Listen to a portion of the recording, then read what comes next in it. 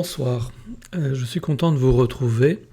Il est tard aujourd'hui, il est presque minuit, d'où la voix peut-être d'animateur nocturne.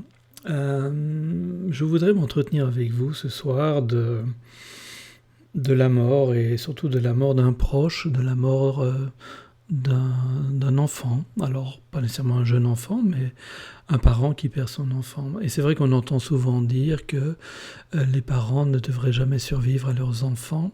Et en tout cas, c'est une idée, c'est une pensée qui torture finalement les personnes qui sont amenées à vivre cela. Alors moi, je n'ai pas vécu cela immédiatement, quoique j'ai vécu quelque chose de semblable, j'en parlerai peut-être un peu plus loin dans la vidéo. Mais une personne qui m'est chère, je la connais pas beaucoup, on échange de temps en temps par les réseaux.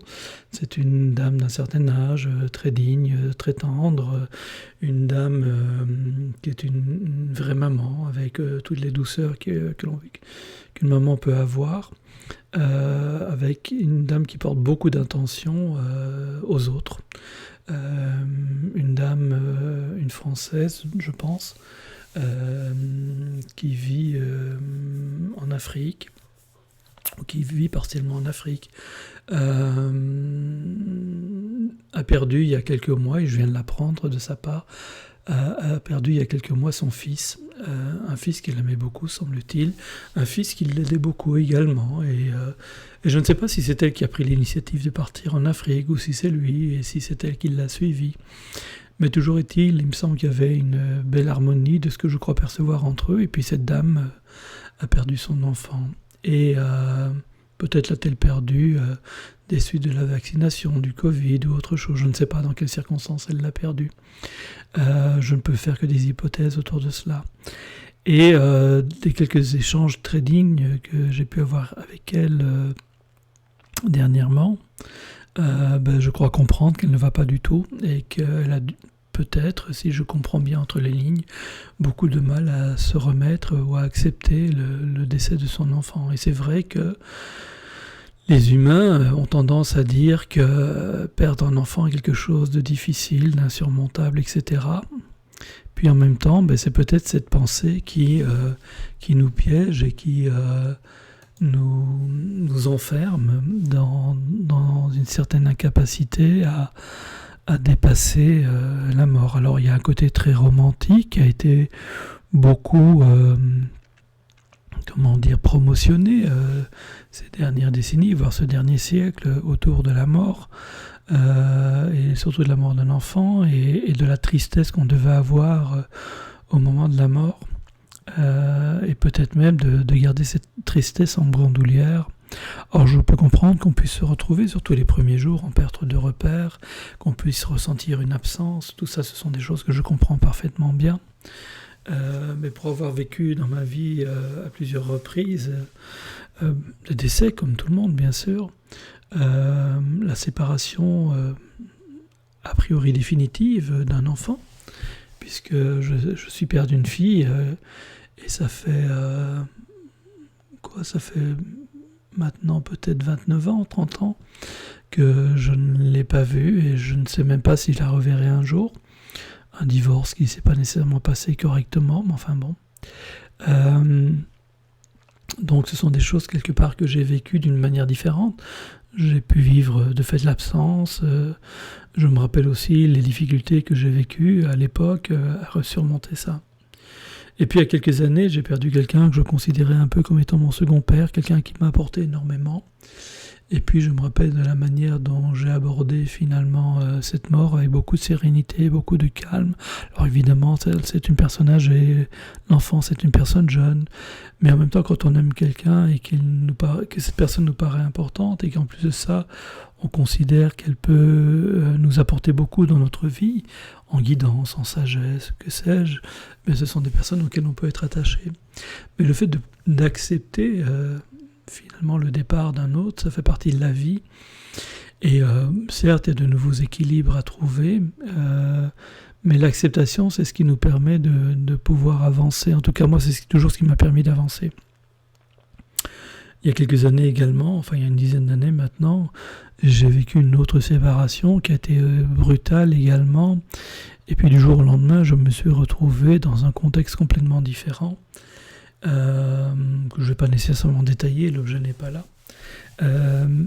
Mais là, à nouveau, c'est le fait de tout de suite avoir accepté la situation et d'avoir pris la décision d'en tirer finalement le meilleur et d'en faire quelque chose pour ma propre vie, pour mon propre cheminement spirituel, etc. Et que finalement, ce n'était jamais que la volonté de Dieu, et qui suis-je moi pour contester la volonté de Dieu ? Et au-delà de ça, on nous apprend aussi que si Dieu devait lever les voiles que nous avons devant les yeux, nous constaterions que tout ce qui est derrière ces voiles, en fait, que le monde entier, que tout est parfait. Et simplement, nous ne le comprenons pas. L'enfant de cette personne a vécu sa vie, a vécu sa mort, a dû faire face à tout cela.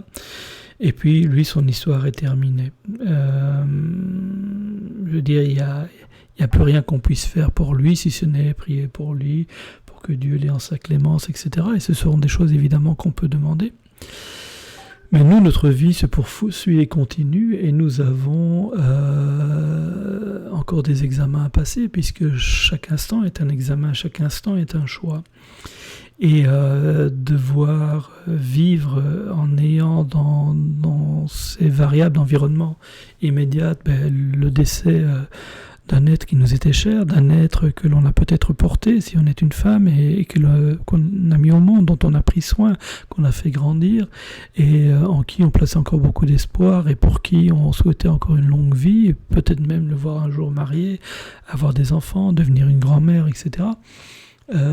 Accepter est un travail qui, pour certains, peut paraître difficile. Or, c'est la seule réponse valable à cet examen qui nous est présenté. C'est de nous soumettre et d'accepter la volonté de Dieu et, vivre en paix et en sérénité et choisir la joie.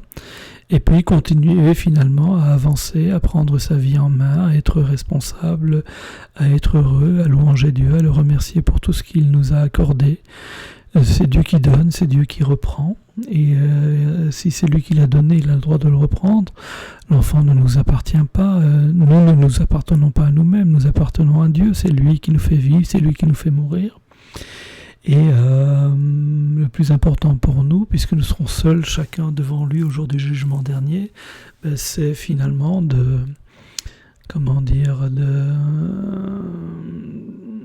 réussir nos examens, de passer à travers les épreuves que Dieu dans sa sagesse auxquelles il veut nous exposer. Et tant qu'on ne réussit pas un examen, Dieu remet le travail sur le métier et nous refait passer l'examen. Et nous n'avançons pas, nous faisons du surplace. Or, il vaudrait mieux avancer, surtout que la vie est courte. À un moment donné, ce sera aussi la fin pour nous. Et en fonction de la promptitude que nous aurons eue à accepter les épreuves, si bien que ça nous mènera vers d'autres épreuves, mais qui sont d'autres examens qui nous permettent de grandir, eh bien c'est ce cheminement qui nous permet de grandir, de devenir une meilleure personne et de nous rapprocher de Dieu. Et tout ça est dans notre destin, et chacun a son destin. Personne ne peut rien faire pour le destin d'une autre personne, déjà même pas pour lui-même. Donc tout ce qui nous concerne, tout ce qui est à l'intérieur de nous, nos émotions, nos sentiments, nos choix nous appartiennent, et c'est là-dessus, de ce que je crois comprendre, que nous serons jugés. Alors je compatis totalement à ce que mon amie, si elle accepte que je la nomme ainsi, je compatis totalement à ce qu'elle vit, et c'est certainement quelque chose qu'elle vit très difficilement, qui lui paraît être terrible. Et puis en même temps, son examen à elle, c'est de poursuivre sa vie, d'en faire quelque chose de bien, de retrouver sa joie de vivre, ou de se reconnecter à elle, de reprendre ou de continuer à faire du bien aux autres, à poser les bons choix, à accepter, ce que Dieu a voulu pour elle. Parce que c'est ça l'examen, c'est accepter aussi ce que Dieu a voulu pour nous. Il ne veut que le bien. Avoir confiance en lui, avoir confiance en son jugement, avoir conscience alors quand je dis jugement, c'est dans le jugement des situations immédiates. On devra de toute façon faire confiance aussi en lui au jour du jugement dernier. Il se définit comme juste, donc la justice, elle est difficile même pour nous-mêmes. Hein. Qui sommes-nous pour prétendre avoir été parfaits ou mériter le paradis? Même notre prophète Sayyidina Mohammed sallallahu alayhi wa sallam disait qu'il ne savait pas si lui-même pourrait entrer au paradis avec ses œuvres. Personne ne rentre au paradis avec ses œuvres. On ne rentre au paradis que par la clémence de Dieu. Il y a suffisamment de hadiths qui parlent de cela, me semble-t-il. Mais toujours est-il, donc à cet ami, avec toute la douceur et la compassion que je peux avoir, les seuls conseils que je puisse donner, c'est d'accepter, louanger Dieu, remercier Dieu pour ce qu'il a fait, le remercier pour tout ce qu'il lui a donné et tout ce qu'il continue à lui donner.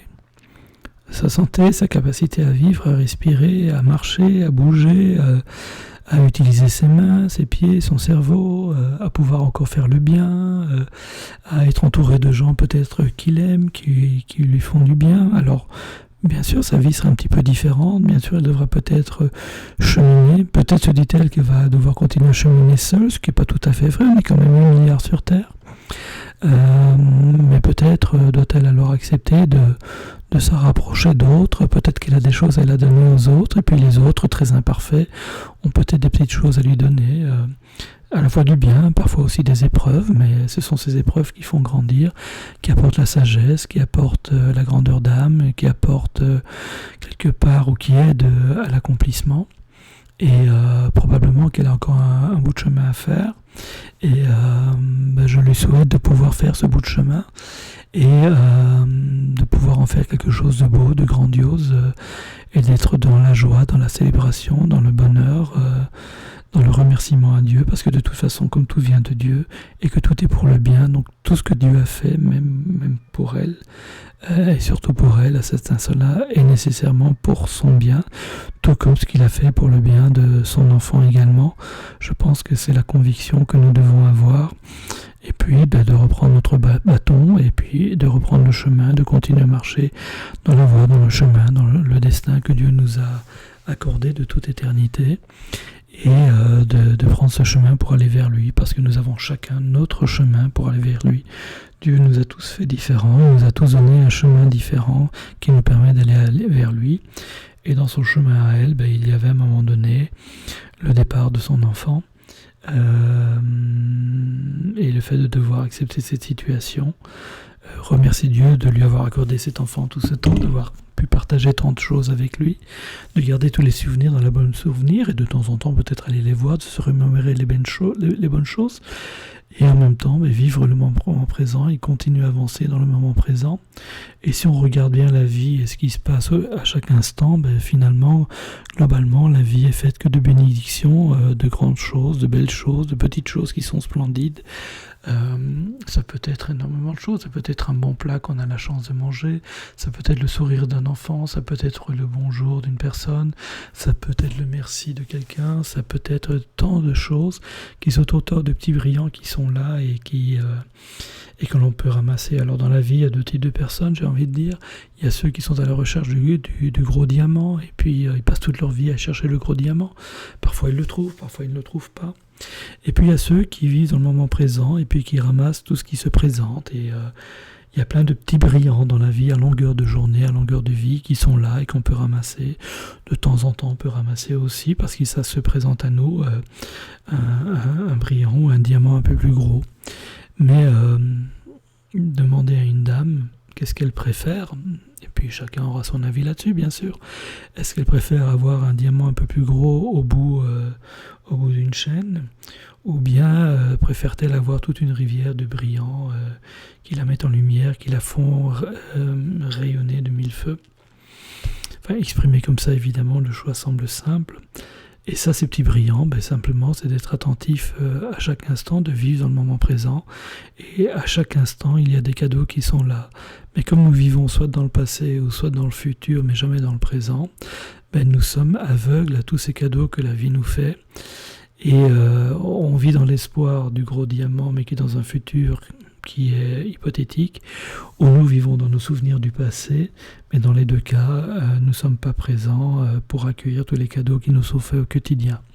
Donc ce que je souhaite à mon amie, si elle est prête à l'entendre et à l'accepter, et de toute façon ce sera un choix qu'elle peut faire et c'est pour elle-même, c'est de peut-être choisir de vivre dans l'instant présent et puis d'accueillir tout ce qui est là. Ça peut être la beauté d'une fleur, je sais qu'elle a un jardin, donc ça peut être la beauté d'un arbre, ça peut être la saveur d'un fruit, ça peut être le chant d'un oiseau, ça peut être la gentillesse ou la douceur d'un animal ou l'humanité. Les animaux auront beaucoup d'humanité, me semble-t-il, en tout cas plus que certains humains parfois, en tout cas c'est l'impression que ça me donne lorsque je les observe. Donc tout ça, ça peut vraiment nourrir notre cœur. Et d'ailleurs, toutes ces beautés que Dieu a mis sur terre, toute cette nature, mais c'est juste là pour nous égayer le cœur, pour nous offrir de la beauté. Et d'ailleurs, la nature, tout comme la mer, sont de grands aspirateurs spirituels qui nous nettoient et nous soulagent. Donc passer du temps dans la nature, passer du temps devant les vagues ou la mer, ce sont des moments qui soulagent complètement et qui aident véritablement à se ressourcer, à remonter en énergie et à pouvoir aller de l'avant. Évidemment, pour se connecter à ça, il faut accepter de sortir momentanément de la modernité, sortir de ses ordinateurs, de ses écrans, de ses smartphones par exemple, puis de prendre une chaise, aller s'installer sur le sable et de regarder les vagues tout simplement. Voilà ce que je voulais partager avec vous ce soir. Vous voyez ce que vous en pensez. Évidemment, les commentaires respectueux, bien sûr, sont les bienvenus.